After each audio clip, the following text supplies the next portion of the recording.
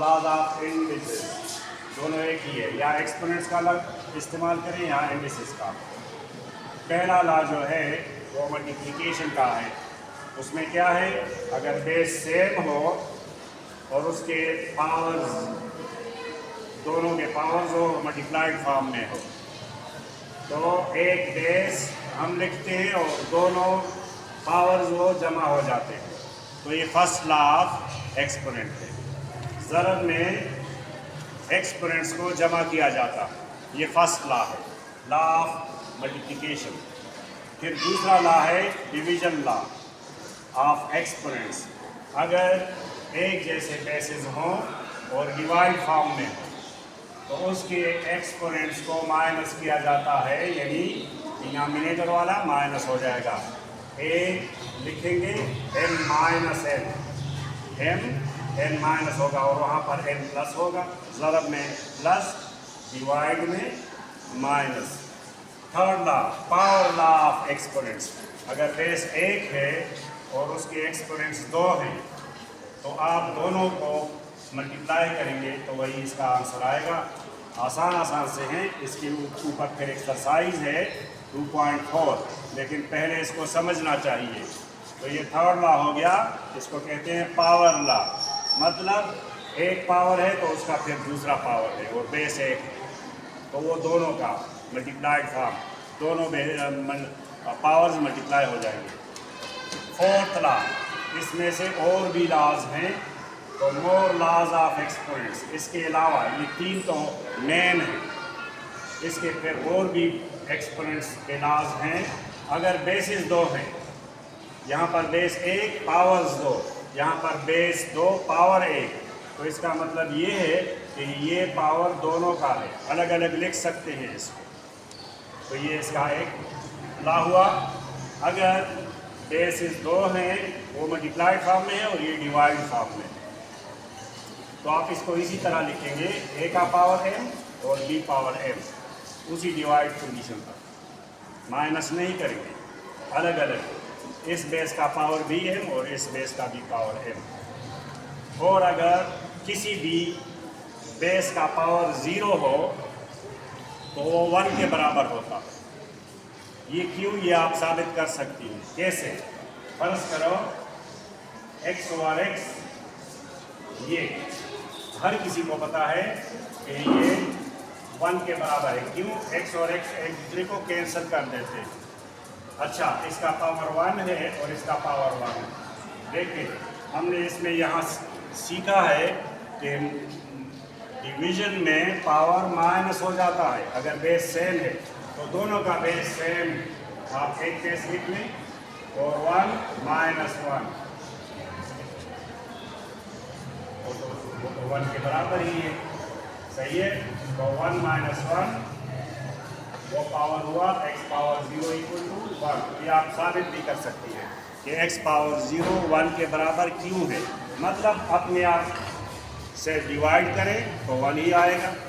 x power 0 भी, इसका मतलब ये है कि x को x से डिवाइड करें तो 1 आएगा। कोई भी बेस अगर अपने आप के ऊपर डिवाइड कर ले उसको तो 1 हासिल हो जाता है। इसलिए x पावर 0 इक्वल टू 1। तो ये भी साबित हो गया। यहाँ पर मोर लॉज में अगर किसी बेस का पावर माइनस है तो वो उसकी अपनी जगह नहीं है। अगर वो न्यूमरेटर में है तो आप उसको प्लस बनाएं और डिनोमिनेटर में ले आए। अगर कोई बेस डिनोमिनेटर में उसका पावर नेगेटिव है तो उसको न्यूमरेटर में ले आए। यहाँ पर मेरे पास a power n minus m है तो उसको मैं ऐसे ही भी लिख सकता हूँ। 1 ओवर ऊपर न्यूमरेटर में 1 रह जाएगा और ये नीचे a पावर m आ जाएगा, क्योंकि इसकी मैंने न्यूमरेटर से डिनोमिनेटर में इसको उतारा तो वो प्लस बन गया। यही आपका लॉज ऑफ एक्सपोनेंट्स है। अब इसके इस्तेमाल से हम 2.4 इंशाल्लाह सॉल्व करेंगे। बेस जो है वो 2 है, तो यहाँ पर बेस के नीचे आप 2 लिखें। इसका एक्सपोनेंट -9 है, और अभी मैंने आपको बताया कि माइनस जब बेस होता है तो वो उसकी अपनी जगह नहीं होती। तो हम क्या करें, इसका मतलब है 1/2 पावर 9, 1/2 पावर 9। तो 2 को 9 टाइम मल्टीप्लाई करें, 9 टाइम, ये 4, फिर 4 और फिर 2। तो जब 2 पावर 4 आप ज़रब देंगे तो 16 आएगा, जब दोबारा 2 पावर 4 ज़रब देंगे तो 16 आएगा और 1 2 रह जाएगा। और 16 × 16 = 256। 256 को आपने 2 से मल्टीप्लाई किया तो 512 आया, 512। तो ये आपका गलत है। अगर ये -10 होता तो फिर ये ठीक होता, लेकिन ये चूँकि -9 है तो यहाँ पर मैं लिखूँगा 512। तो यहाँ पर इसकी वैल्यू हो गई 1/512। इस बुक में मिस्टेक है। अगर आपने इसको सही बनाना है तो इसको या -10 कर दें तो फिर वो 1024 ठीक है। अगर ये -9 है तो इसको 512 होना चाहिए। आप खुद भी मल्टीप्लाई कर सकती हैं। ये जो क्वेश्चन आपको दिया हुआ है इसका बेस a/b है। बेस की जगह a/b लिखें। एक्सपोनेंट इसका p है और जो वैल्यू है वो जो इक्वल टू समथिंग वही इसकी वैल्यू है, यानी AP। जब इसको आप सॉल्व करेंगे तो यही आएगा। मैंने आपसे कहा था ये बेस अगर 2 हो तो पावर भी वो दोनों का हो जाता है, तो इसको कहते हैं वैल्यू। अगर a और b की जगह कोई फिगर्स हों और p भी कोई फिगर हो तो उतना टाइम वो मल्टीप्लाई कर लेंगे तो वैल्यू आ जाएगी। बेस जो है वो -4 है, एक्सपोनेंट इसका 2 है और इसकी वैल्यू 16 है।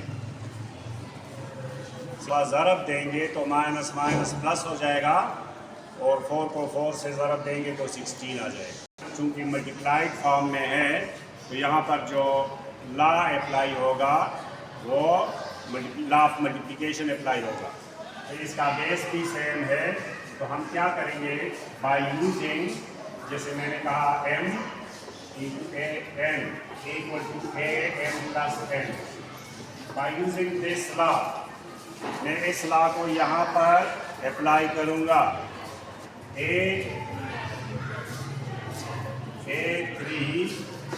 × a5 = a3 + 5 = a8। बस ये जवाब है। बात करना है तो ये ड्यू अरे है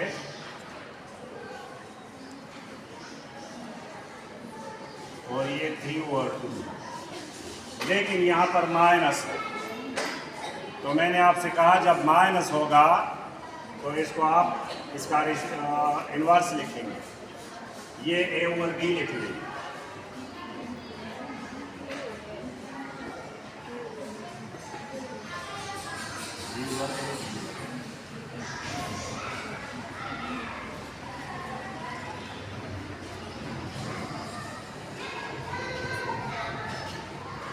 अब इसको माइनस नहीं 2 और 3 लिखें,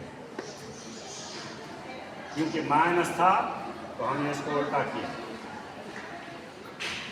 ऊपर वाला माइनस नीचे ले आया और नीचे वाला माइनस ऊपर ले गया तो प्लस हो गया। अब क्या करेंगे, इसका जो b का पावर है वो अलग ऐड करेंगे और इसका b का पावर अलग ऐड करेंगे। या आप इस तरह भी कर सकते हैं कि दोनों पावर्स चूँकि मल्टीप्लाइड फॉर्म में है, ये मल्टीप्लाइड फॉर्म में है और बेस सेम है, तो इनको जमा करें फिर भी हो जाएगा। इसके 2 तरीके हैं, दोनों तरीके मैं सॉल्व करके दूंगा। इसका बेस सेम है और पावर इसके जमा करने हैं क्योंकि ये ज़रब फॉर्म में है। बेस सेम है तो 3/2 - 2/3।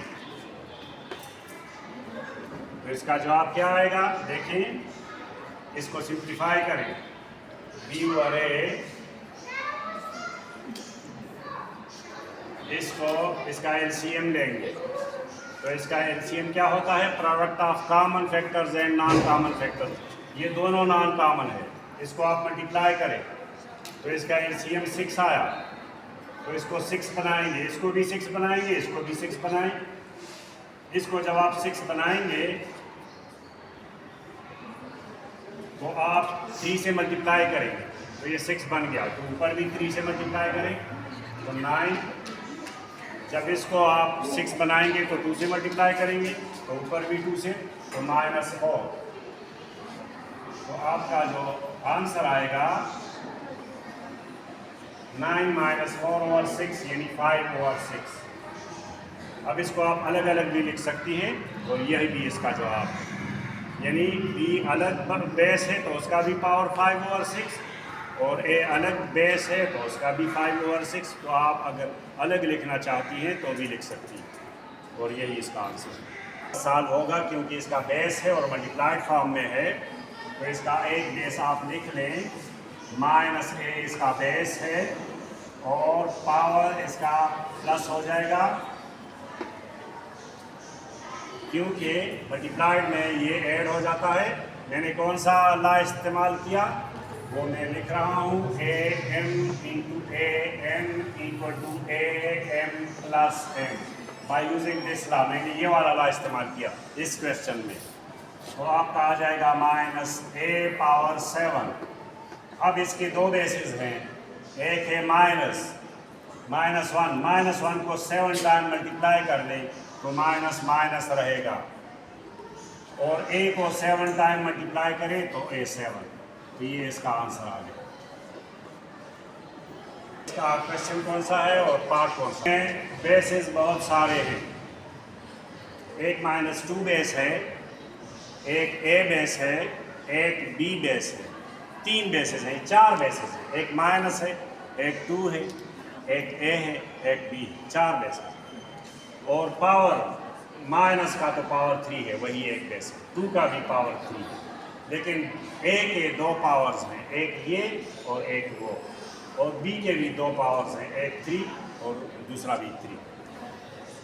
तो यहाँ पर आप इसको अलग अलग आप समझें, -2 होल क्यूब, ये -2 फिर a लिख लें, a² और उसका भी पावर 3 अलग अलग, और b 3 है और उसका भी पावर 3 आपने अलग अलग कर लिया। अब क्या करना है, माइनस का 3 टाइम तो -2 × 2 × 2 8, एक बेस 1 है और उसके पावर्स 2 हैं तो मल्टीप्लाई हो जाएंगे। बहुत सारे एक्सपोनेंट्स हमने लाज इसमें इस्तेमाल किया, एक क्वेश्चन है लेकिन अलग अलग पावर्स, और यहाँ पर b इसके भी 2 बेसिस हैं तो 3 × 3 बेस 1 पावर्स 2 तो मल्टीप्लाई हो जाएंगे। अब ये आपका -8 a 2 3 6 b 3 3 9, तो ये इसका आंसर आ गया। तो a³ है, इसको तो कुछ भी नहीं करना, 2² और b² अलग अलग लिख लिया आपने, क्योंकि इसके बेस 2 हैं तो आपने दोनों अलग अलग लिखे, और इसका भी माइनस, चलो माइनस भी साथ लिख लें और उसका भी स्क्वायर ले लें, इसका भी कर सकते हैं इस तरह, a³ माइनस का स्क्वायर लिया तो प्लस, और 2 का स्क्वायर लिया 4 और b²।